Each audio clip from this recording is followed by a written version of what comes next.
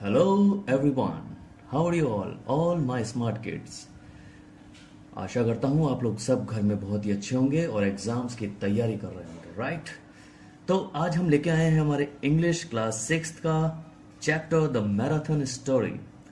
इस marathon story को मैं लाइन वाइज आपको हिंदी में समझाऊंगा, जिससे आपको इजीली समझ में आ जाएगा कि ये चैप्टर क्या है, राइट। तो हम शुरू करते हैं सबसे पहले इस स्टोरी पैराग्राफ से, ठीक है। इस पैराग्राफ से शुरू करते हैं और मैं आपको समझाता हूं, राइट। तो ये पैराग्राफ कहता है, ये जो पैराग्राफ है ये कहता है, अगर आपसे कोई पूछे कि मैराथन क्या है तो आपका जवाब क्या होगा। आप कह सकते हैं कि यह एक लंबी कठिन दौड़ है जो सटीक रूप से कई किलोमीटर तक चलती है, जैसे 42.195 तक। तो आप सही होंगे, लेकिन इसे मैराथन क्यों कहा जाता है? हम मैराथन प्रयास करने वाले किसी व्यक्ति के बारे में क्यों बात करते हैं? तो हम इसी का आंसर जानने के लिए ये चैप्टर पढ़ रहे हैं। अब शुरू करते हैं हमारा पैराग्राफ फर्स्ट वन, ठीक है। इस पैराग्राफ के बारे में हम समझते हैं। ये कहानी है सबसे उम्र दराज मैराथन धावक फौजा सिंह ने, ठीक है। ये फौजा सिंह की स्टोरी है, जो कि 103 वर्ष की आयु में भारतीय मूल के फौजा सिंह दुनिया के सबसे उम्र दराज मैराथन धावक 24 फरवरी 2013 को 1 घंटे 32 मिनट और 28 सेकंड में उन्होंने हांगकांग मैराथन, जो कि 10 किलोमीटर की कैटेगरी के अंदर, उन्होंने दौड़ पूरी करने के बाद प्रतिस्पर्धी आयोजनों से रिटायर्ड हो गए, सेवानिवृत्त हो गए।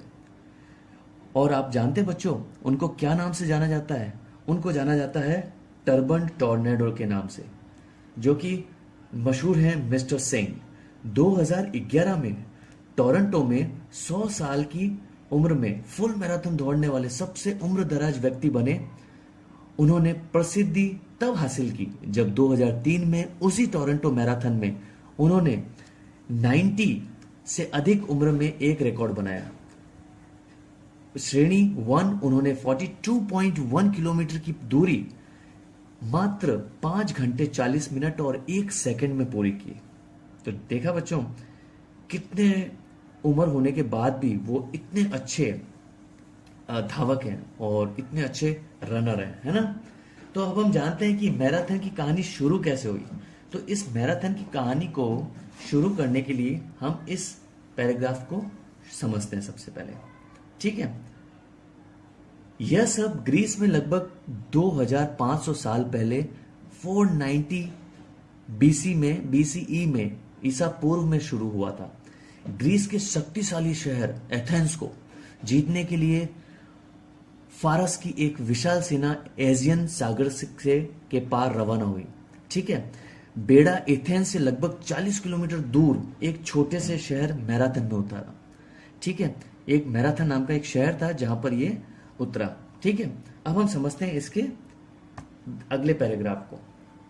अब जितने भी एथियंस थे, ठीक है, उन्होंने लोगों ने तट के आसपास की पहाड़ियों पर एक मजबूत स्थिति बना ली और यह देखने के लिए इंतजार किया कि क्या होगा, ठीक है।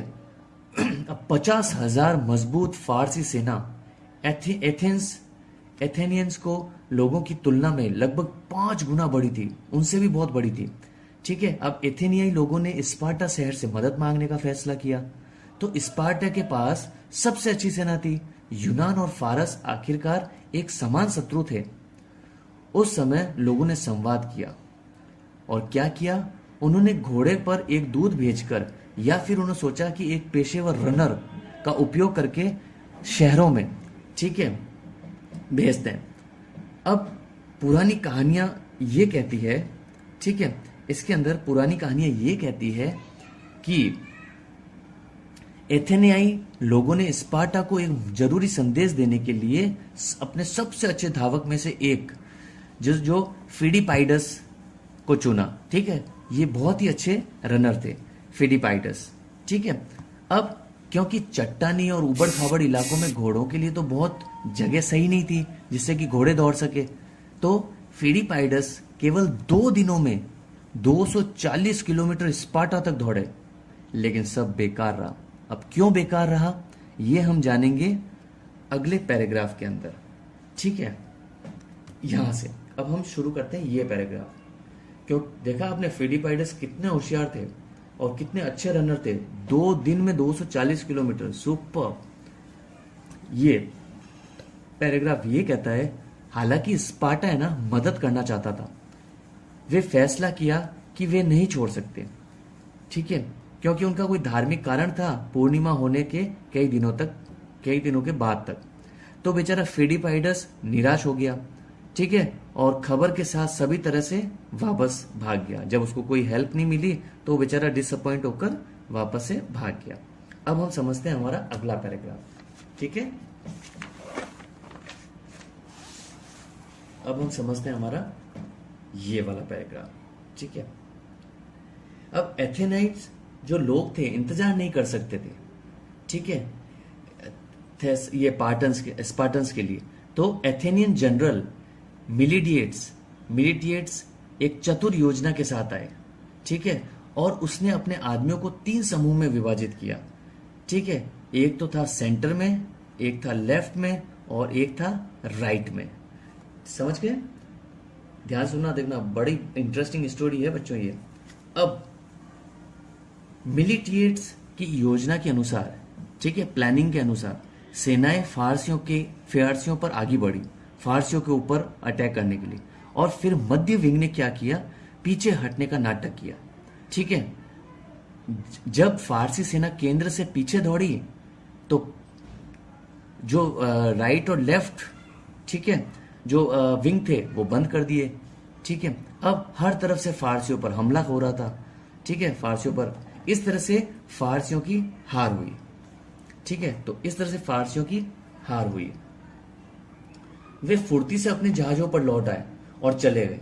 यहां तक कि एथेनाई भी छोटे थे, उनकी तेज जीत से हैरान है, ठीक है। वे किनारे पर ऊपर नीचे कूदे और जय जयकार करने लगे। लेकिन तब उन्होंने महसूस किया कि फारसी लोग जो हैं वो तट के चारों ओर एथेंस जा रहे होंगे। एथेनियन सेना ने अधिकतर हिस्सा मैराथन में था, तो उन्होंने एथेंस को तत्काल संदेश प्राप्त करने की आवश्यकता थी, ठीक है, ताकि शहर को तैयार कर सकें, ये वाला, ठीक है, जिससे Athens so that the city would be prepared. अब क्या हुआ मालूम है? अब हम समझते हैं इसके आगे वाले पैराग्राफ को। इसलिए सो वंस मोर, जीत की खबर को प्रसारित करने के लिए, ठीक है, जीत की खबर को प्रसारित करने के लिए उन्होंने क्या किया, एथेंस को 40 किलोमीटर दौड़ने के लिए फिलिपीड्स को चुना गया। उसने इसे बनाया, लेकिन वह इतना थक गया था कि दौड़ने से लेकर स्पार्टा तक और वापस और फारसियों से जूझते हुए और फिर एथेंस के लिए दौड़ते हुए कि वह आनंदित हम जीत गए चिल्लाते हुए गिर पड़े और मर गया। तो इस तरह से फिलिपाइडस की मौत हुई। अब हम बात करते हैं इस पैराग्राफ की। जब आधुनिक 1896 में ग्रीस में ओलंपिक खेलों का उद्घाटन हुआ, तब फिलिपाइडस की इस कहानी को रीजनरेट या वापस से दिखाने के लिए पुनर्जीवित किया गया। मैराथन ब्रिज से एथेंस के ओलंपिक स्टेडियम तक इसकी दूरी कितनी थी? 40 किलोमीटर थी, ठीक है, 40 किलोमीटर की दूरी थी। अब दौड़ ग्रीक विरासत और ओलंपिक की भावना को एक साथ लाने का प्रतीक है।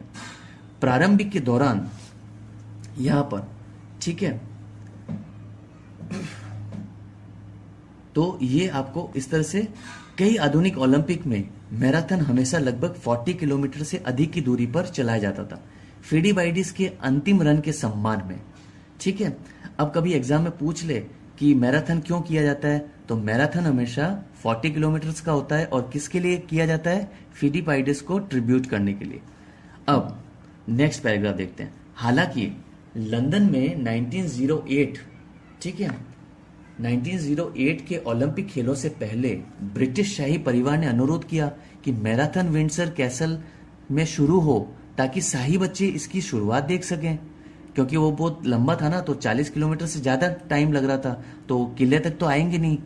तो उन्होंने रिजल्ट में क्या किया, मैराथन दूरी को विंडसर कैसल से व्हाइट सिटी स्टेडियम तक जमीन को कवर करने के लिए 26 मील में बदल दिया गया, यानी 26 माइल्स कन्वर्ट कर दिया गया।